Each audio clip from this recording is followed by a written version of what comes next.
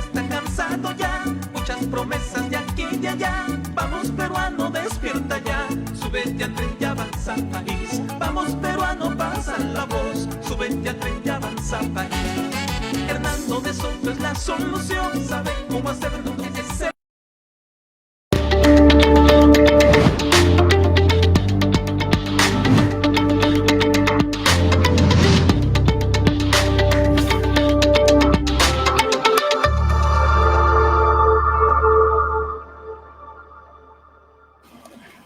¿Qué tal? Buenas noches. Un saludo especial a nuestros televidentes y seguidores.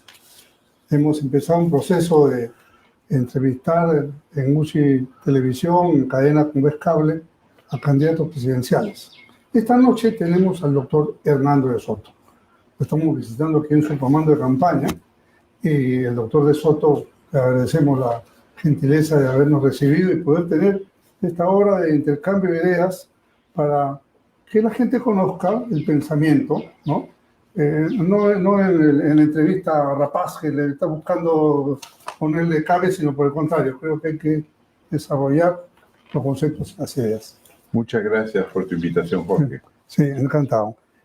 Quizás lo primero que la gente tiene en el imaginario popular del peruano es Hernando de Soto, que es un hombre competente, es economista, ha dado la vuelta a medio mundo, quizás más.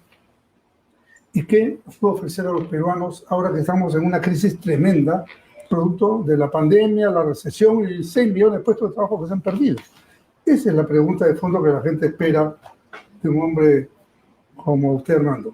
Muchas gracias, Jorge. Bueno, la idea es que, como todo fenómeno humano, todo fenómeno de vida, son las dos caras de Jano, ¿no? Las tragedias vienen con oportunidades. Y la tragedia que estamos sufriendo, sencillamente tenemos tendencia a olvidarnos. Las pandemias son recurrentes a través de la historia y matan. Y en los tiempos pasados se calcula pues que había la peste negra que liquidaban a 2/3 partes de la población. Y ahora estamos viendo que está regresando. Y es la segunda grande pandemia fuera de África en el último siglo. Y la anterior literalmente mató, según como se vea, entre 30 a 60 millones de personas. Muy bien, cuando eso ocurre hay una cosa que es interesante que nosotros hemos estudiado con relación a solamente la pandemia de la llamada peste española, la gripe española, sí, que en el fondo es la gripe de Kansas, porque no era española, venía de los Estados Unidos. Y si bien entre 1918 más o menos y 1930 murió mucha gente, por otro lado, durante esa época, ya en los 30, nunca ha habido un mayor auge de la revolución industrial. Innovación, la máquina a combustión, motores, se comenzaron a realizar los oleoductos, los aviones comenzaron a volar con varios pasajeros, eso no se había visto antes. Bueno, la misma cosa puede ocurrir ahora, porque para vencer las plagas, para vencerlas, anteriormente era cuando la gente se protegía de los jaguares, aquí de los tigrillos en el Amazonas, de los osos en Europa del Norte, aprendieron pues a hacer varias cosas para defenderse, incluyendo armas de fuego, blindajes. En el caso ahora, lo que ocurre es la cosa siguiente, ya nos estamos dando cuenta que esto va a venir en varias olas. Ojalá no sean varias, pero van a venir. Parece. Y que en todo caso la telecomunicación se vuelve importantísima. Sabemos ya que conglomerarnos le da ventaja al enemigo infraterrestre. Entonces, ¿qué vamos a necesitar para llegar a todo el mundo? Cuando hay una vida digital, pero efectivamente no todo el mundo tiene los mecanismos para llegar ahí. Uno es que la electricidad ya no va a venir por cables de alta tensión, sino hay que utilizar baterías. Eso es más notorio en el caso, por ejemplo, de los automóviles. Y las baterías necesitan litio.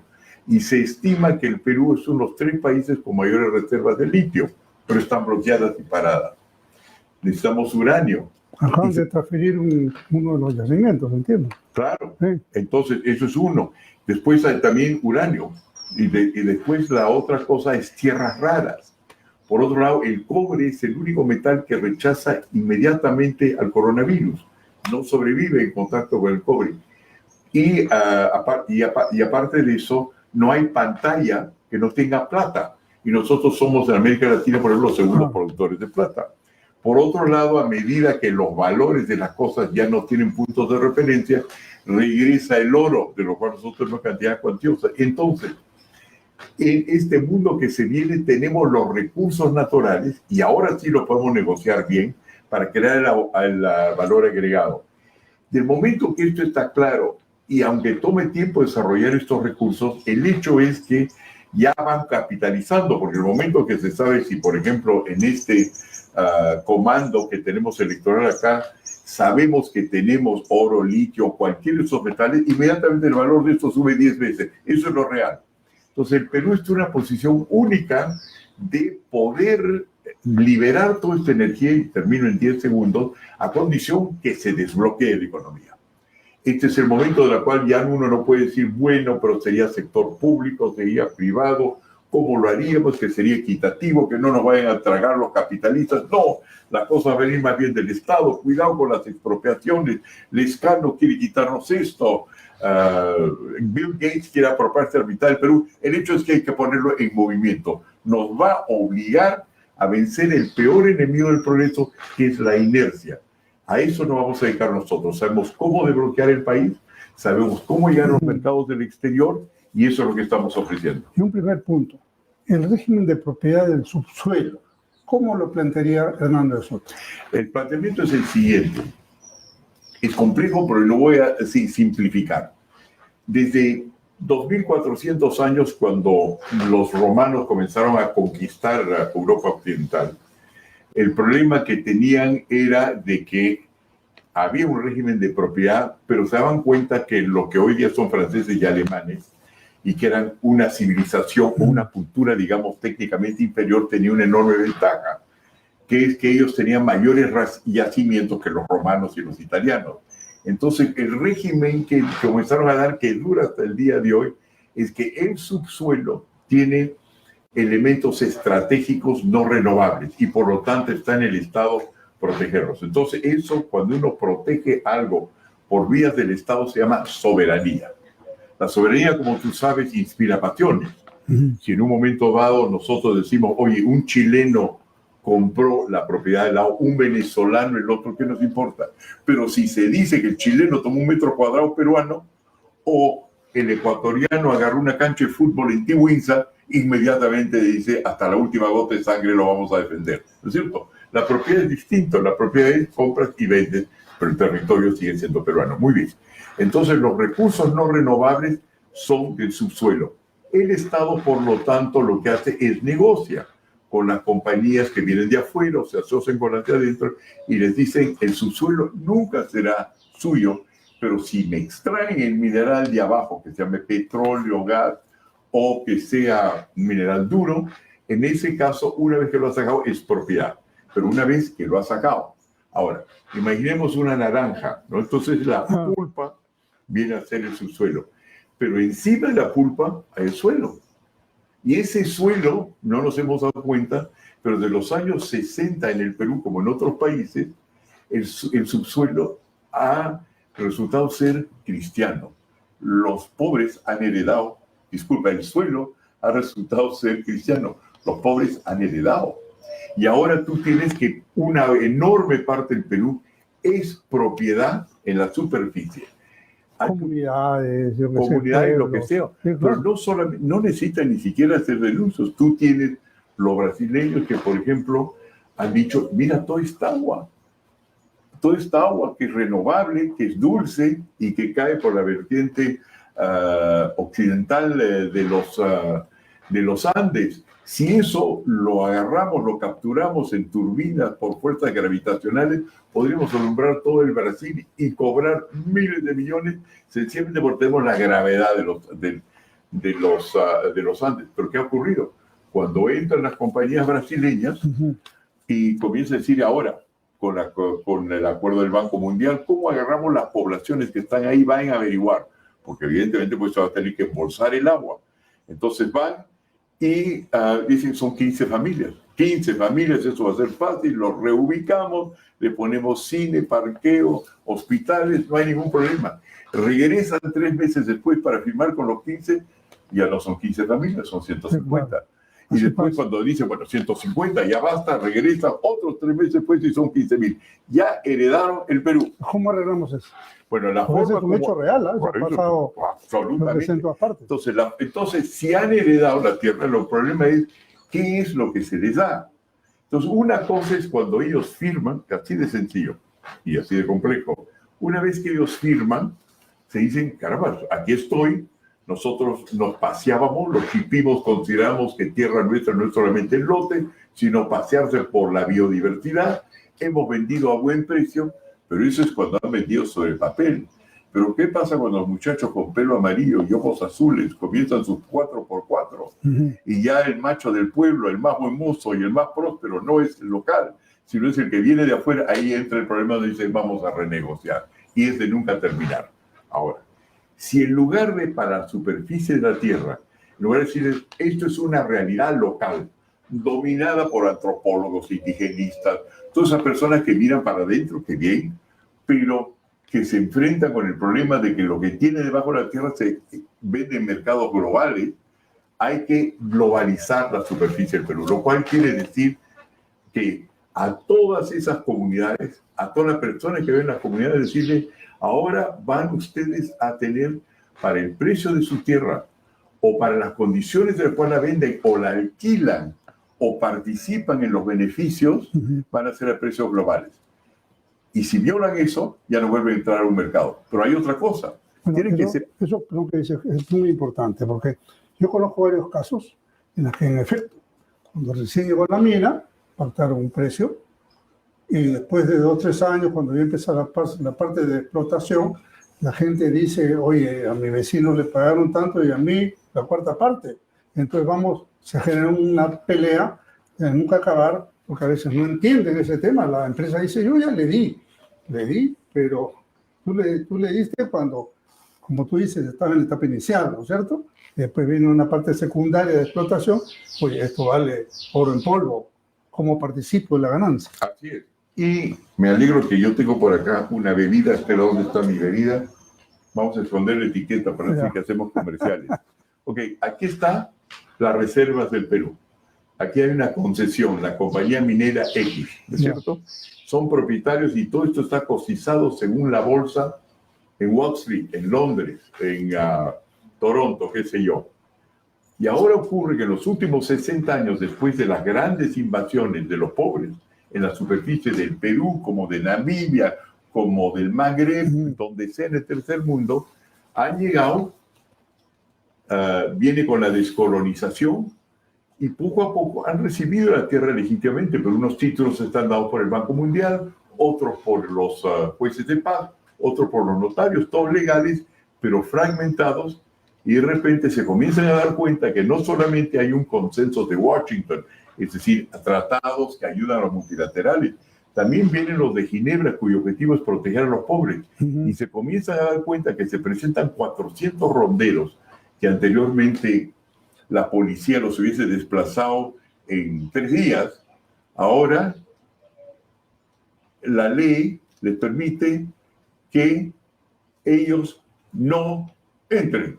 Ahora entran. ¿Cuánto vale esta tapa? Entonces la tapa no vale el precio local fijado por el Ministerio de Energía y Minas o de Agricultura. La tapa vale lo que significa llegar hasta esto, porque si tú no destapas, de nada te sirve eso. Permíteme un comentario. Eso Mientras tanto, si tú me permites, voy a beber un poquito de mi adelante. Eso que está bajo tierra, ¿no? Llámese petróleo, oro, cobre, lo que fue, las empresas que vienen y hacen los anuncios y le compran a los dueños de la superficie, pues exploran, y esto que valía 10 pasa a costar 1.000. Y lo transfieren en la bolsa de Nueva York o de Londres. Pero resulta que esa transferencia entre la empresa, vamos a decir, Junior, que abrió con la empresa grande que quiere explotar, se hace ella, pero no paga impuestos pese a lo que se está transfiriendo, no es la razón social, solo, es lo que está adentro de la botella. O O sea, la esencia, la riqueza bajo tierra es lo que se vende. Eso no tributa en el Perú. Lamentablemente no tributa en el Perú. O sea, tú vendes tu casa y tienes que pagar 5% de impuestos. Pero si vendes una mina, y si la vendes afuera, no, ni un mango. Esa es una cosa a tomar en cuenta por los candidatos presidenciales. Claro que sí, pero hay maneras de compensar esto porque los grandes problemas a veces no están escritos, Jorge. Por ejemplo, el siguiente. La razón por la cual nosotros les tenemos que dar incentivos a los de afuera, que son los grandes capitales, no es porque ellos vienen con dinero, porque no tienen dinero. Nadie tiene $1.000 millones, 2.000 o 10.000 ahí esperando. Solamente el 5% de lo que se utiliza para pagar, es decir, el dinero, la moneda, el efectivo, en el mundo lo produce el Banco Central de Reserva de cualquier país, incluyendo los Estados Unidos. El resto de dinero es medios de pago, dinero escritural que se llama, que sale a cambio de títulos de propiedad. Eres propietario de algo. Cuando tú ya logras, siendo un inversionista o un empresario, juntar tus derechos sobre el subsuelo con la tapa que se puede abrir, tú lo pones en un fajo, sale del Perú y nadie ya ve los títulos sellados en el Perú, SUNAR, COFOPI, lo que sea. Los traducen al lenguaje de la liquidez. En el lenguaje de la liquidez es la cosa siguiente. Ahí hay perjurio. Dígame la cosa siguiente. ¿Usted quiere que yo le dé dinero y emita contextos? Ya, júreme en virtud de la fórmula 105B de que yo no voy a tener estos problemas, 5 volúmenes. Y si yo tengo los problemas porque viene un APU y me bloquea, y usted no me lo ha dicho de antemano, pueden ser 30 años de cárcel. Eso es lo que les crea a ellos seguridad, no el título en sí. Entonces, la razón por la cual nosotros que tenemos que no cobrar impuestos a diferencia de los Estados Unidos y otros países es porque el costo de hacer negocios aquí es altísimo. ¿Cómo es que lo bajamos nosotros? Nadie en un mercado de capital se le va a ocurrir prestar a un jefe indígena o un jefe, aunque sea Asterix y Obelix, blanco venido rosadito de otra parte. ¿Por qué? Porque el jefe es un jefe. Además, los jefes peruanos de APUS, los jefes, los santos de Cajamarca, ¿no es cierto?, son elegidos, cosa que mañana se pueden ir. Entonces, lo que uno se tiene que dar cuenta es que esa soberanía tribal del Perú no tiene fuerza afuera. Entonces, lo que hay que hacer es implementar la Constitución, los artículos 1 y 2 de la Constitución del Perú, que dicen que los individuos, las familias, etcétera, tienen que adaptarse a los términos de la economía global. Nosotros los peruanos somos la tercera parte del 1% de la población mundial. Entonces, ¿nos ajustamos nosotros a ellos o ellos se ajustan a nosotros? Es obvio que nosotros tenemos que ajustarnos. Entonces, lo que hay que hacer es darse cuenta que en cualquier comunidad o la superficie del Perú, cuando tú entras a una comunidad y tú dices, bueno, oye, qué chanchito tan simpático, es un chanchito comunitario, nada, es mío. Y la caoba pertenece a los peruanos, lo siento, pertenece a los quispe. Cuando tú entras a la comunidad te das cuenta que todo el mundo tiene su casa, su chanchito. Entonces, la idea es que ese título interno le certificamos para que viaje afuera. Cuando llega afuera, nadie quiere ver un título peruano, quiere verlo convertido en una acción. La ventaja de la acción es que tú lo recibes y decides si la vas a cambiar porque quieres ser minero y entonces eres parte de la compañía minera, o la cambias contra un préstamo para que tu hijo vaya a ser dentista. Los tenemos que introducir al mundo global o van a ser pobres y nosotros vamos a seguir no pudiendo cobrar impuestos acá porque los costos de transacción son demasiado altos. Permítanos un corte, porque vamos obligatoriamente a la franja electoral, que es por ley. Adelante.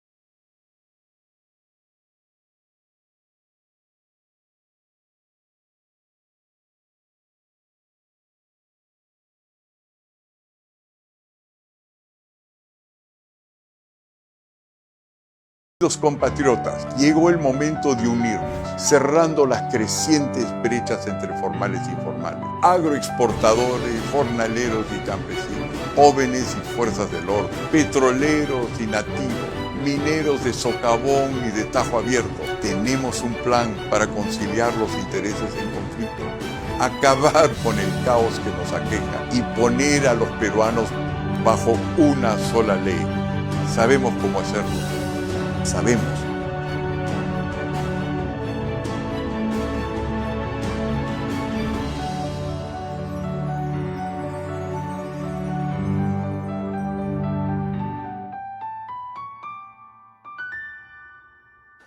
Queridos compatriotas, las clases populares del Perú, los llamados CDE, tienen un capital potencial que hasta ahora no se aprovecha.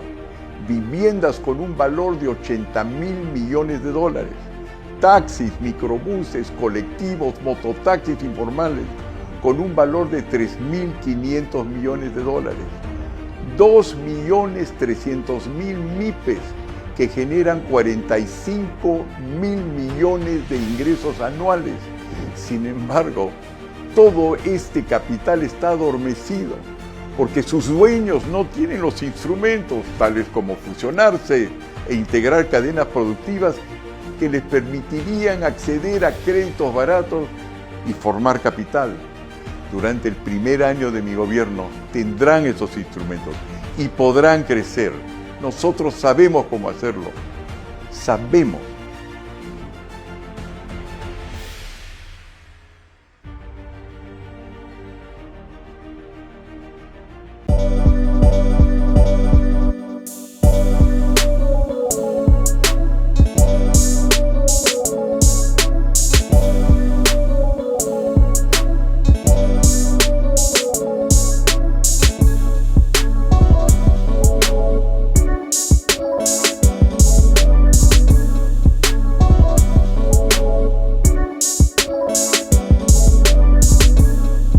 Para que puedan ganar las licitaciones.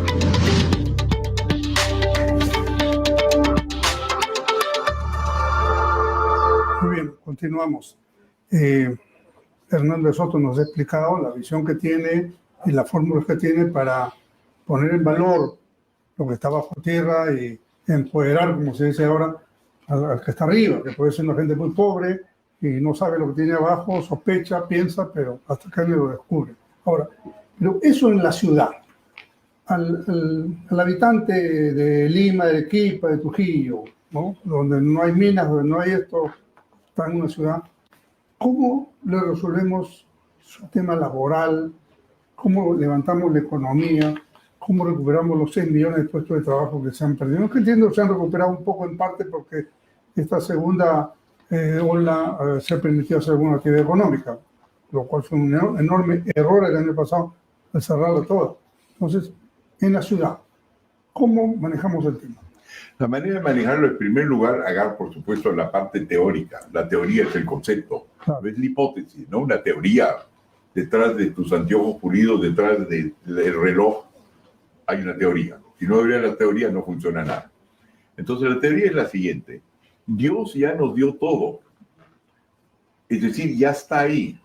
El lago de la laguna de Junín está llena de energía potencial que cae. Todo lo que nosotros hacemos es sencillamente aprovechar la caída.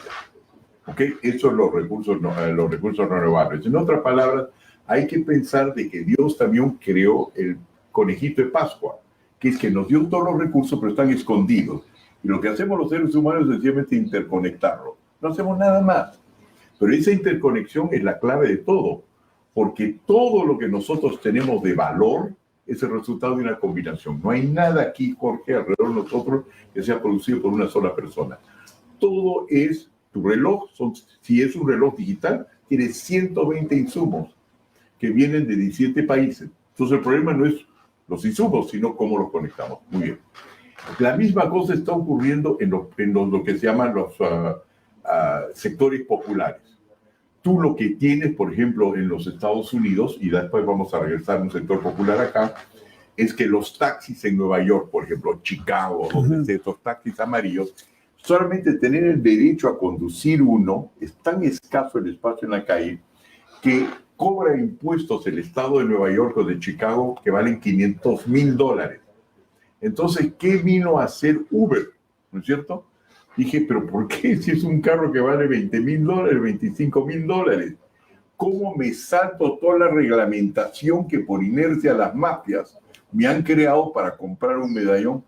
Entonces comienzan a ver de que todos los mototaxis, todos los bicicletaxis que existen en Nueva York y en Chicago, todos esos vans, todos esos carros negros que anteriormente son medio informales, 70% de los taxis en Chicago son informales.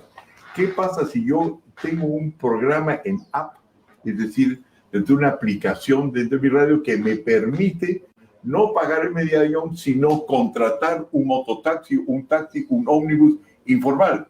Y de repente todos esos informales que estaban ahí, porque tú puedes ahora llamarlos por teléfono y en 7 minutos están en tu casa, suben 10, 20% del valor. Entonces, si tú calculas que son decenas de miles de millones de dólares en los llamados pueblos jóvenes o conos, o lo que eran anteriormente pueblos jóvenes, tienes decenas de miles de millones de dólares en mototaxis y en taxis.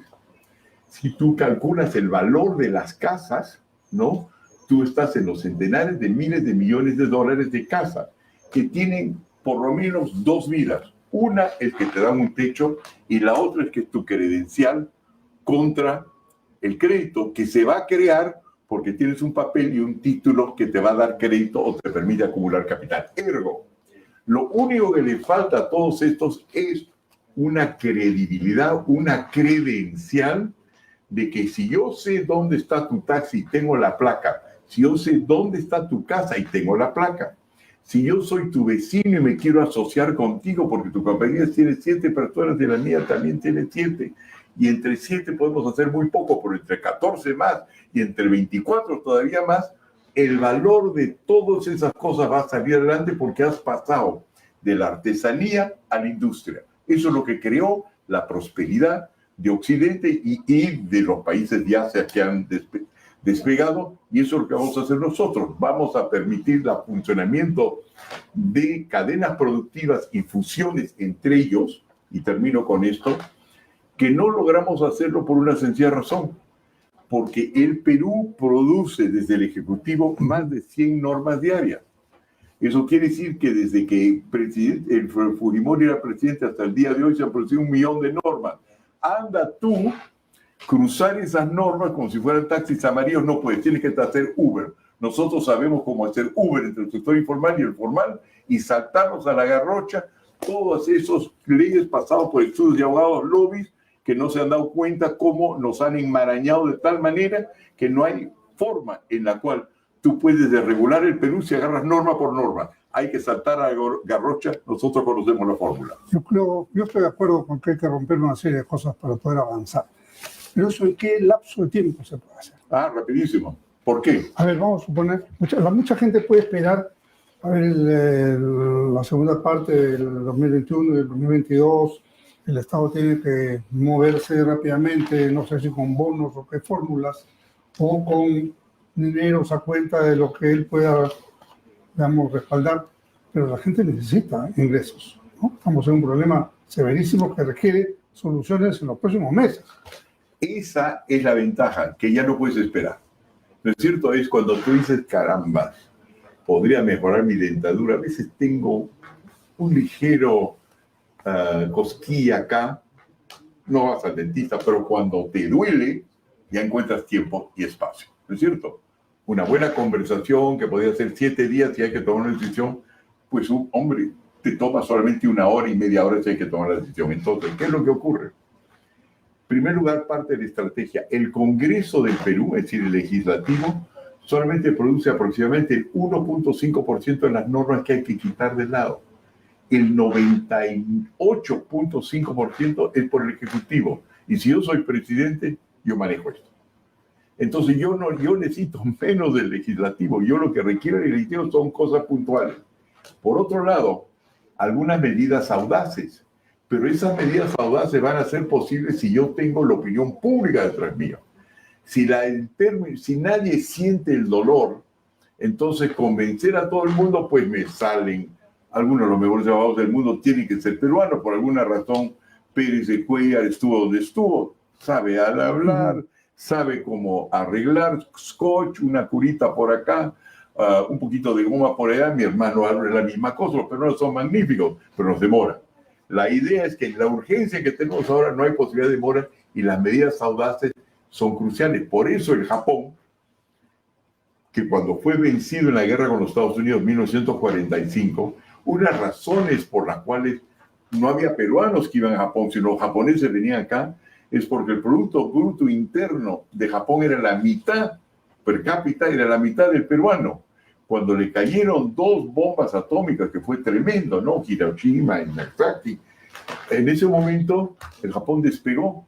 Y en el 45, donde era una japonés ganaba la mitad de un peruano, ya llegando a 1951, 52, ya tenían 5 veces más que nosotros, sencillamente porque había una sensación de urgencia.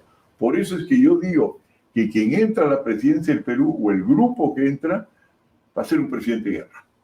Y el presidente de guerra no es un presidente de paz.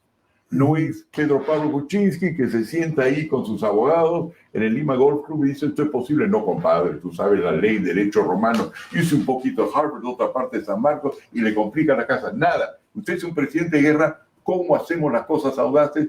Se levanta el pueblo y con esa levantada del pueblo y una prensa que te tiene que seguir porque no va a perder su lectoría, tú puedes hacer maravillas. Eso no se podía antes del coronavirus.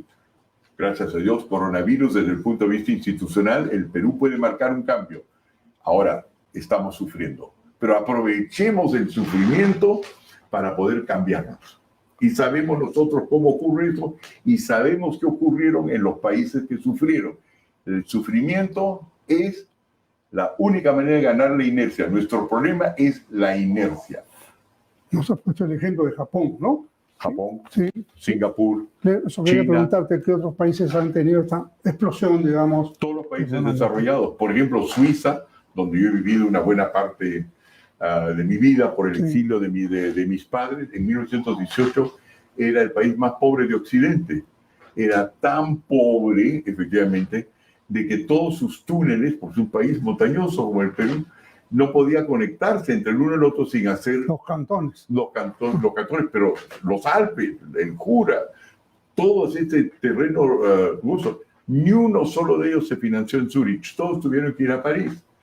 Cuando los suizos tenían que escoger carrera, una buena parte de ellos eran mercenarios. Hasta el día de hoy los mercenarios del Papa son suizos, porque se tenían que alquilar como tropas.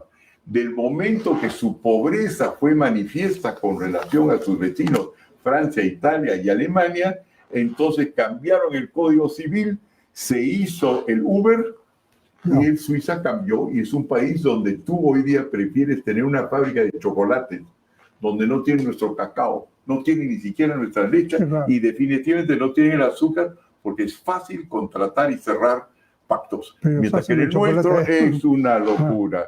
Y es unas demoras tremendas, y de todos los juicios que tienes en el Perú, tú sabes perfectamente que solamente se resuelven el 2 o 3% en los tribunales. 2 a 3%. En un país como esto, ¿quién va a querer hacer un trato? Y cuando ahora, en el momento de la crisis, sale un escándalo que dice, yo voy a nacionalizar esto, el otro, yo voy a expropiar esto, yo voy a barrer las AFPs, y cuando el Perú comience ya para el 28 de julio a secarse y nadie quiere poner su plata, nosotros vamos a decir, ahora vote en serio. Y esa es la razón por la cual yo soy optimista. No porque nos va a ir mejor, sino porque nos va a ir peor de aquí al 28 de julio y la gente se va a dar cuenta que esto no es festivo. Oye, me gusta Verónica, sí, pero simpaticón George, claro, pero astuto es el decano, nada. ¿Quién es serio? Y nosotros tenemos un programa serio. Ya, entonces el peruano muy corriente, un obrero, un empleado público, ¿qué perspectiva puede tener en el esquema que tú estás mencionando? Pues la vida es muy sencilla. En primer lugar, nosotros no culpamos al empleado público de los problemas, sino muchas veces a los políticos que son los que toman la decisión. Tú no puedes decir que todas las barbaridades que ha hecho Vizcarra es el resultado de funcionario público. No, es él. Claro. Él se dio la vacuna, claro. Él se privilegió, él mintió, ¿no es cierto? Así y él no supo firmar.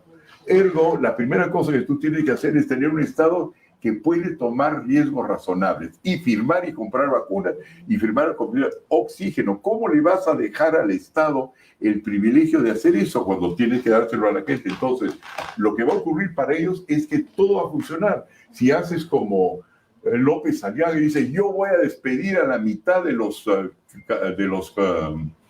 ministerios, ya perdió ahí 800,000 votos. Sí. No hay necesidad de hacer eso. Licenciados del ejército, de los reservistas, los sistemas de autodefensa, todo eso nos van a ayudar a poner orden.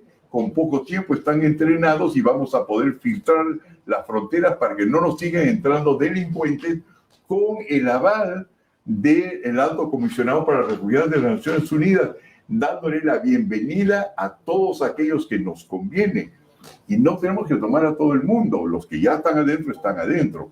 Pero no tienes que hacerlo todo el mundo porque la obligación es recibir a refugiados. Si no son refugiados, que se ocupe Venezuela y que se ocupen los otros países de acabar con su pobreza. Nosotros nos vamos a ocupar de los nuestros sin tener para eso que ser un fascista o un general que sencillamente saca pistolas y mata a quien se le pone en el frente. Has tocado bien parte también el tema sanitario, ¿no? O sea, y efectivamente lo que tú has dicho es un crimen, que el oxígeno, pese a que ya se sabía que venía, ahí estamos, las camas UCI, las pruebas. Ahí hay una responsabilidad, sin duda, que la tendré que asumir en su momento Vizcarra y lo que tengan que ver. Pero Hernando de Soto, ¿qué enfoque le pone rápido para tener oxígeno, camas, etcétera, y una atención apropiada? Puede haber una tercera ola, ya no sabemos lo que va a pasar. Mira, la cosa que es interesante de una economía de mercado, y la razón por la cual China también se volvió una economía de mercado, a pesar de tener un partido comunista que maneja todo, es porque la gente que está pensando en soluciones no son unas 7 personas con mandiles blancos del Ministerio de Salud, ¿no? Son millones que están viendo a ver por dónde encuentro yo el atajo. O como dicen los americanos, el bello atajo. Todo en la vida es cuestión de encontrar, reducir la distancia y producir la confianza que es necesario. Ya. En tener una economía social de mercado, yo como Estado no voy a decir, a ver, está ahí Jorge del Castillo, quiero robármelo como ministro. Ahí está Pancho Tudela, va a pensar, son brillantes. Yo no voy a hacer solamente eso, yo voy a poner 100,000, 200,000, varios millones de personas que dicen, a ver, ¿cómo haces para que tu taxi funcione de aquí para acá? Y yo voy a hacer la cosa siguiente, yo confío en ti. Yo no te voy a, lo que comenzamos en un momento a hacer con Alan García, en simplificación administrativa, que es ahora el primer programa del Banco Mundial. Yo no te voy a decir desde antes que tiene que yo tener un papeleo para ver si tú eres bueno o malo. Te dejo entrar donde tú quieras, pero ex post, es decir, después, si una vez que tú has comenzado tu compañía y hacer tu empresa, yo descubro que tú has hecho algo ilegal, te mató, te saco la mugre, pero te confío en que tú no lo vas a hacer. Y eso es lo que ocurre. Tú vas a los países desarrollados, tú quieres comenzar una compañía, es como entrar a los Estados Unidos. Llenas una ficha que dice, yo tengo esto, no tengo esto, pero si has mentido, te agarran. Entonces, todo el Perú lo vamos a dar la vuelta para que lo vamos a liberar, pero los vamos a fiscalizar y si los agarramos, les damos duro. Liberas las fuerzas del Perú que están ahí. Los peruanos son astutos, son trabajadores, se conocen y el 80% de ellos trabajan en el sector informal, así dándole vueltas al Estado, que le den ahora vueltas más bien a los obstáculos naturales. Nos vamos a ir unos segundos otra vez al segundo corte, que te dejo una pregunta. La gente joven, que no tiene una propiedad, que no tiene un lote, que no tiene un estero, simplemente es un muchacho que acaba de salir del colegio, o jóvenes que han ido a las universidades y salen y no tienen una fuente de trabajo. Ahí, pero después del corte electoral. Claro.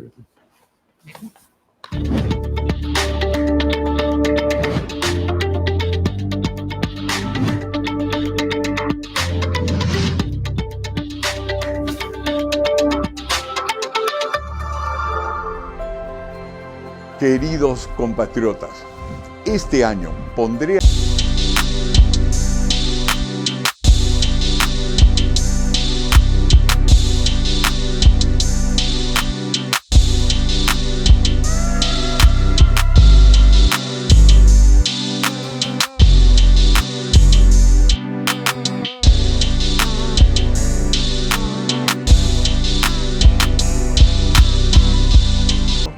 ya no habrán sorpresas. Las MIPES tendrán por adelantado todo lo que necesitan para acceder a este gran mercado. Nosotros sabemos cómo hacer esto. Sabemos.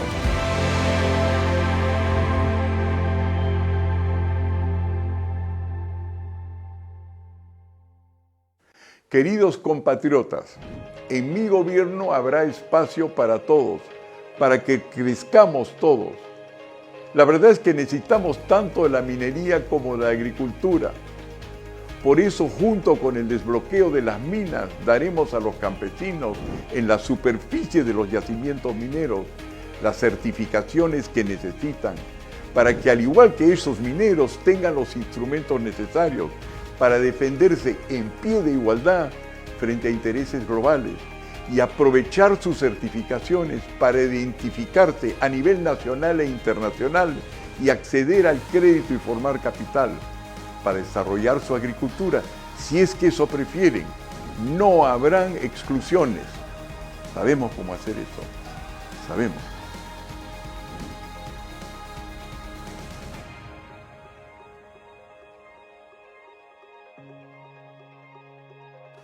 Queridos compatriotas, las clases populares del Perú, los llamados CDE, tienen un capital potencial que hasta ahora no se aprovecha. Viviendas con un valor de 80.000 millones de dólares, taxis, microbuses, colectivos, mototaxis informales con un valor de 3.500 millones de dólares, 2.300.000 MIPES que generan 45.000 millones de ingresos anuales.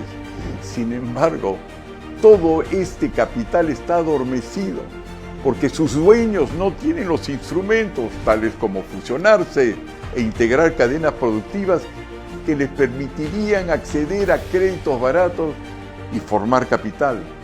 Durante el primer año de mi gobierno tendrán esos instrumentos y podrán crecer. Nosotros sabemos cómo hacerlo. Sabemos.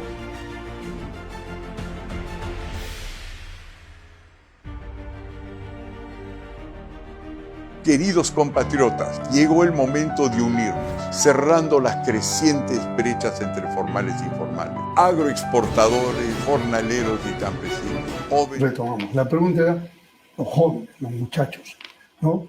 Hay 2 millones de peruanos jóvenes que salen de colegio o están en la universidad, truncan sus estudios, o inclusive salen de la universidad y no tienen un Dios te guarde. Tampoco tienen un capital, tampoco tienen un lote, no tienen nada y con qué respaldo, ni una mototaxi, ¿no? Entonces, ¿cómo hacer con ellos? Bueno, te voy a decir, en primer lugar vamos a agarrar la palabra capital, ¿ya? El capital básicamente es potencial, ¿no es cierto? Es algo, tu casa, ahí está, te ha dado un techo, vale algo. Pero si te dan el potencial de poner 7 pisos encima, tú puedes multiplicar su valor 7 veces, ¿no es cierto? Eso es capital. Si no lo realizas, eso es lo que Smith, como a Karl Marx, llamaban capital muerto. Entonces hay un montón de capital muerto en el Perú. Cuando yo acabo de agarrar la palabra capital, he tenido que pagar a una persona una buena cantidad de dinero para que me traduzca del viejo griego qué es lo que quería decir. Porque Aristóteles dijo, y es una parte que me sorprendió, es que, esa es la frase que yo te lo dije, que el potencial de algo, y fue 200 páginas en matemáticas, el potencial de algo es siempre varias veces más grande que el algo. Es decir, que el potencial, lo que puedes hacer con algo, siempre es más grande. Entonces, ¿cómo capturas tú ese potencial y le das valor? Es la misma cosa que una mina. ¿Qué pasa si se equivocaron en lo que se refiere a las perforaciones y no hay todo ese oro o ese litio que querían? ¿Qué hacen? Es un potencial. Entonces, ellos cuando reciben una concesión están titulando un potencial. Entonces, el joven sí tiene un capital. La razón por la cual Marx, dicho de paso, que pocos rojos saben, es que él pensaba en capital y utilizaba la palabra capital porque viene del latín capita, que es una cosa que solamente capturas con la cabeza. ¿Cómo capturas lo abstracto? Ya. Eso es cuando viene un empresario y le dice, mira esa agua que cae, hay un potencial en el lago de Junín. ¡Pum! Y yo agarro ese potencial que es la energía. Bien, el joven ha estudiado, tiene un futuro. Por eso es tan importante el título universitario. Tienes que tener la certeza que un pata que sale, un joven de una universidad, ha sido entrenado de tal manera que tú lo empleas y te va a rendir. Entonces hay que certificar las cosas bien. Para hacer eso hay que tener estándares, cosa que no necesitas saber, bueno, es un buen muchacho, pero ¿quién es su papá? Fulano de tal. ¿Lo conoce Jorge Castillo? Sí, ¿qué dice Jorge? Y vas viendo, ¿no? ¿Y qué dice Hernando? Y poco a poco te vas a enterar de su reputación. La importancia en el Perú entonces está en el derecho. ¿Cómo creamos certificados que efectivamente reflejen el valor potencial de la gente? Porque no tienes otra forma que enterarte de eso. Por eso la cantidad de abogados en los Estados Unidos y Europa que se dedican a certificar son los que más dinero generan porque te dicen quién tener confianza. Entonces, la idea es esto. A todos esos jóvenes hay que asegurarse, mucho más de que viene el profesor esto y lo otro, es que sus certificados hagan algo. Y yo sé hacer eso.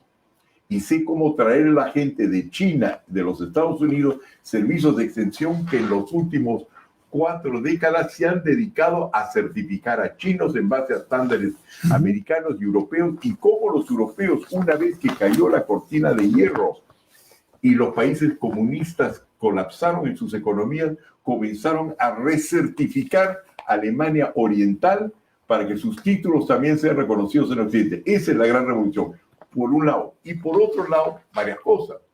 ¿Qué pasa con todas esas tierras seriazas que tienes el Perú? ¿Qué pasa si comenzamos nosotros, como los países europeos y estadounidenses, que como no tenían plata, porque eso es inflacionario, comienzas a darle lotes de terrenos en áreas que el Estado no le interesa? No estaría mal. No estaría mal. Planificando la ciudad. Tenemos la tercera parte de la población de Francia, 2 veces su territorio, hay amplio. Entonces tú también puedes darles a las universidades y a ver cómo lo emplean y a ver cómo lo salen adelante. Pero creer que el Estado te lo va a hacer, no. Pero que ellos lo pueden hacer, les comienzas a dar la posibilidad de hacerlo, y los que saben hacer empresa van a certificar a los otros y se van a volver dueños, pero también podrían quebrar. Y los que no quieren ser dueños, sino sencillamente buenos profesionales, no toman riesgos, pero serán bien pagados. Ese es el tipo de reforma que comenzaríamos nosotros. Está bien simpático porque además la gente sabe cómo desarrollar. Recibe el terreno, no hay luz, no hay agua, no hay pistas, no hay ideas, él empieza a hacer todo. Así es. Y confianza, porque mira, cuando yo vine a vivir al Perú, tú sabes que nosotros, mis padres, estuvieron pues en exilio mucho tiempo. Cuando yo comenzaba a decir, oye, ¿y fulano es bueno o no es bueno? Hoy no sabemos, pero mejor a alguien de Arequipa, pues, porque nos conocemos entre nosotros, ¿no es cierto? Una vez que tú conoces entre quiénes son tantos, es un buroncle, ¿cómo son los buroncles? Y los sotos, son bien católicos y a veces un poquito duros, sí, pero se doblan. Tienes que conocer a todo el mundo, la cantidad de tiempo que pasamos almorzando, pasándole la mano el uno al otro para averiguar de dónde vienen en los Estados Unidos. Certificados, pasó por Harvard, pasó por Yale, cuánto hizo esto, su reputación está bien registrada. Por eso es que yo le doy tanta importancia a los registros, y los registros existen en el Perú. Y otra cosa, cuando le ganamos la guerra a Sendero, no fue porque pusimos más militares, sino entre otras cosas porque al absorber a los comités de autodefensa, muchos de los cuales han sido condenados y todavía siguen en juicio, la ventaja para las Fuerzas Armadas, se hayan dado cuenta o no, fue que ahora cuando veías una persona en poncho, ya tenías de tu lado las personas que sabían quién era Sendero y quién no era Sendero. No le dimos más balas, le dimos más información. Yo entiendo dar la información, y no es cuestión de tecnología, es saber cómo aplicarla en una situación como el Perú. Y como he estudiado qué han hecho los otros países del mundo para estar desarrollados, yo sé dónde ir en China, Estados Unidos y Europa para tener la asistencia técnica que nos permite replicar lo que hicieron los europeos cuando agarraron a los comunistas y los desarrollaron, como cuando Deng Xiaoping vino y agarró a los rojos y los desarrollaron también. Ahora, tú has dicho el certificado, o sea, el joven que estudia, que se gradúa, eso ya tiene un valor y su capital es el conocimiento. Así es. Entonces, estamos pues en la época del conocimiento, ¿no? Justamente. Entonces, pero eso es uno de los principales defectos del Perú, ¿no? La educación. Ajá. ¿Qué piensa Hernando de Soto respecto a la educación? Al principio hablaste de la telemedicina, que también puede ser teleeducación, porque si no vemos que la brecha económica y social se va a agrandar con una enorme brecha educativa entre los que están en los mejores estándares tecnológicos y los que están en nada. Ajá. ¿Cómo resolver ese problema histórico del Perú? Yo creo, bueno, que ese problema histórico del Perú es de todos los países en desarrollo, ¿no? El Perú no es ni mejor, en un momento fue un poco mejor que los otros, pero no es muy distinto, definitivamente superior a muchos de los países del Medio Oriente. No. Tenemos un Producto Bruto Interno que será pues el doble de Egipto, ¿no? Los petroleros tienen otra cosa, pero aquí la cosa que es importante es la siguiente. Yo, porque he viajado, y he conversado con las personas que han hecho estas transformaciones y los he ayudado a hacer las transformaciones. Lo hago no en base a mi experiencia peruana, sino a lo que yo he aprendido de países en transición. Hace 40 años que yo trabajo, no ahora, sino con jefes de Estado para proyectos de ingeniería, con los que sé cuáles son los problemas que enfrentan. Yo hacía plantas nucleares en Turquía, yo hacía hidroeléctricas en África y sabía cómo poner las cosas en valor. Comprendí un poquito los dos lados. Ahora, ¿cuál es mi problema? Y lo admito en el Perú, es que yo lo que estoy viendo ahora hablando de taxis amarillos en Nueva York, es de que cuando yo hablo con la gente que conoce taxis amarillos, es decir, el problema peruano, hay gente pues que quiere en la educación privada, otras en la pública. Básicamente todo el mundo está de acuerdo que la SUNEDU está haciendo muy buen trabajo, pero habría que ver cómo eso se extiende a los colegios, y el que sabe universidades no sabe primaria, el que sabe primaria no sabe secundaria, y otros no saben de colegios especializados. Entonces, he sido la cosa siguiente. Cada vez que me encuentro con una cosa controversial, yo ya he visto dónde están los dos lados, y para ganar la elección, yo tengo que satisfacer los dos lados porque cada uno tiene su cuota de verdad. Ese es el arte de la política. Estoy entrando a la política. Entonces la idea es, Jorge, yo no voy a dar mi fórmula actualmente porque pierdo la mitad de los votos. Porque en un momento dado yo tengo estos portavoces, van a ser un problema con nosotros. Si tengo a los dos, me van a decir, oye, bien astuto, ¿no? Un poquito el uno para el otro. Lo que yo sé es por dónde va a ir la cosa y que la situación de los universitarios es tan deprimente. Hay tanto talento ahí desperdiciado que el momento que lleguemos, yo ya sé cómo es lo que hay que hacer, quién hay que traer de afuera, quién no hay que traer de afuera, y entonces pasamos la discusión a lugares que son controversiales, pero que tienen que ser resueltos por la urgencia que tú estás hablando. Jóvenes descontentos significa un país desestabilizado. Y de la misma manera que los mineros se van a dar cuenta y los agricultores de que tienen un potencial inmenso que no está utilizado, los jóvenes van a hacer la misma cosa y son los que nos van a entender mejor. Cuando salieron a la calle justamente para protestar lo de Merino y esto y lo otro, y 3 presidentes en 10 días, qué sé yo, las primeras reuniones que yo tuve fue con los jóvenes universitarios. Y como no nos dejaban reunir por la cuestión de aforo, fui a Villa El Salvador y tomamos 3 o 4 calles organizados porque habíamos titulado Villa El Salvador, y en ese espacio con grandes aforos hemos discutido con todos ellos. Ellos, por su educación, su deseo de superarse, van a ser los más fáciles de comprender y hacer las cosas bien. Quería agregar a eso un par de cosas que ya no vienen al caso, discúlpame. Bueno, entramos ahora a otro tema que es esencial, ¿no?, tratarlo, que es el tema de la seguridad ciudadana, ¿no? Todo lo que estoy diciendo, sí, es viable, algunas cosas serán más rápidas que otras, pero hay un muro, un dique, que es la inseguridad, que impide pues que vengan, caramba, asaltan hasta los pobres, dejan más pobres que nunca. ¿Qué has pensado en ese tema? ¿Qué equipo tienes para ese tema? Eso es muy importante. Eso es crucial. Bueno, yo tengo varias personas. Me hago la pregunta porque hoy día has lanzado ¿cómo se llama? El gabinete, ¿cómo le llamamos? De emergencia. El gabinete de oposición. El gabinete en la sombra. Sí. Para que no hablemos de vaguedades, sino para enfrentar a los gabinetes actuales, a ver quién sabe y quién no sabe. Buena idea. Y Y quienes de nuestros rivales también saben y no saben. Sí, sí. Y los que no saben son la Hay mayoría. Pero en fin, nombres esos son muy asuntos respetables ahí, pero muy respetables. cuéntanos el tema de la seguridad. Bueno, en términos de la seguridad, lo interesante es que desde que vencimos a Sendero Luminoso y el MRTA, los dos generales emblemáticos, como tú sabes, son parte de nuestro equipo. El general Miyashiro, que hizo la captura del siglo con Abimael Guzmán, eso tomó tiempo. Buena persona, fuimos En colegas la persona en el Congreso y la estrategia. y en la Comisión de Seguridad. Yo era presidente de la Comisión de Defensa. Entonces tú conoces su calidad, ¿no? Es muy excelente persona, muy inteligente, ¿no? Discreto, pero sabe cómo hacer las cosas. Y no te olvides, para capturar una persona, mientras los americanos, por ejemplo, para agarrar a Osama Bin Laden tomaron 9 años, ¿no es cierto? Y por fin lo capturaron en un país con la tercera parte de la población del Perú y el poder que tenían ellos, satélites y todas esas cuestiones. Miyashiro en 1 año y medio, y no lo mató, lo capturó. Son buenazos, estratégicos, y lo hicieron bien. La misma cosa con el general Williams. Bueno, ellos ya hemos trabajado durante... William Zapata, para conocimiento del público, es el general que tuvo a su cargo el comando Chavín de Huántar, que develó pues la toma de la embajada del Japón. Por eso es un héroe del país, poco reconocido. Eso es un problema, ¿no? Tenemos una serie de estatuas de bronce, ¿no es cierto? Una serie de barbones y bigotones que han perdido guerras, y los que han ganado guerras no tienen una sola estatua.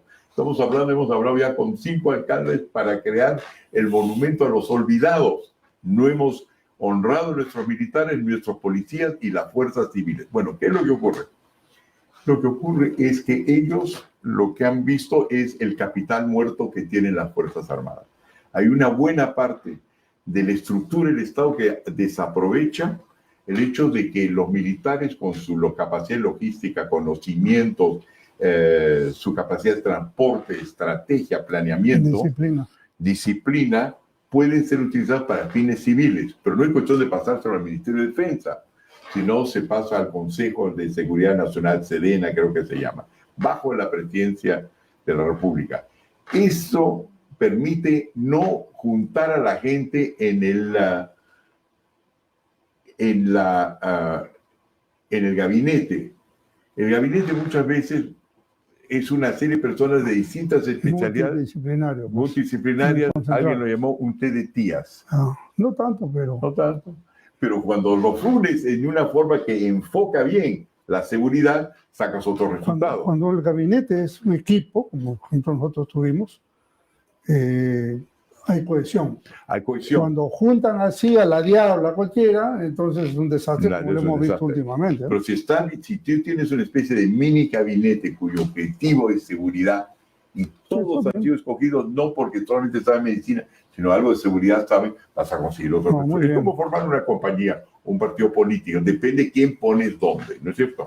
Eso requiere inteligencia, decisión así es. Y liderazgo del presidente de la República. Un civil, porque ellos van a ser utilizados por su capacidad logística. Entonces, si tú agarras la cantidad de licenciados, que salen a más, creo que aproximadamente 8,000 al año, que son personas entrenadas, que se están educando, esos pueden en poco tiempo ser utilizados para seguridad, para filtrar, por ejemplo, las fronteras, y por todo el lado de Putumayo o Tumbes comenzar a saber quién es el delincuente y quién no es delincuente, y cumplir bien con los derechos humanos. Uno, tienes a todos los reenganchados, tienes a todos los serenazgos no ocupados, tienes a todos los comités de autodefensa que saben desde el BRAEM, ¿no es cierto?, hasta Uchiza quiénes son los desgraciados, tienen la información. Entonces, cuando vas a los Estados Unidos, tú te das cuenta, ¿no? Cuando ves un policía, si estás cruzando los Estados Unidos, que me ocurrió hacer 2 o 3 organizaciones, el policía que te para saber si tiene brevet o no, tiene un informe distinto cada 100 kilómetros, porque es local y conoce la cosa local. Tiene estándares globales, pero es local. No sé, uno con sombrero de cowboy, y lo ves en las películas violentas de norteamericanos, ¿no? El sheriff que está contra el tipo de la FBI. O sea, el tipo de la empoderar más a la Policía Nacional, digamos. Entonces vas a empoderar a una serie de personas que están sentados en su casa o en universidades o colegios técnicos y lo movilizas. Ese plan lo tenemos nosotros y eso debería darle la seguridad a la gente y ponerlo en contacto a nuestras Fuerzas Armadas o nuestras Fuerzas del Orden con los ciudadanos que saben dónde están los criminales. Para nadie en su vecindario es un misterio que es en el callejón de Santa Rosa donde se atracan. Bueno, el tiempo nos ha quedado corto realmente, pero muy agradable conversar y creo que este programa seguramente mucha gente seguirá su voto, a favor o en contra, por Avanza País de Hernández de Soto. Espero que a favor, Jorge. Claro que sería, yo creo que tenemos la solución y lo que yo espero, y gracias por la oportunidad, es que nosotros tenemos un programa serio. Yo creo que somos el único y no son sencillamente etiquetas, sabemos lo que hay que hacer y espero que el 11 de abril la gente no considere y diga, este es el voto festivo, ese es el voto en serio. Ese es el voto en serio. Después de eso, ya entre los dos vamos a ver rápidamente quién es el mejor. Muy bien, oye, suerte, éxitos, ¿no? Que vaya bien la campaña. Muchas gracias, Jorge, por la oportunidad y gusto estar contigo.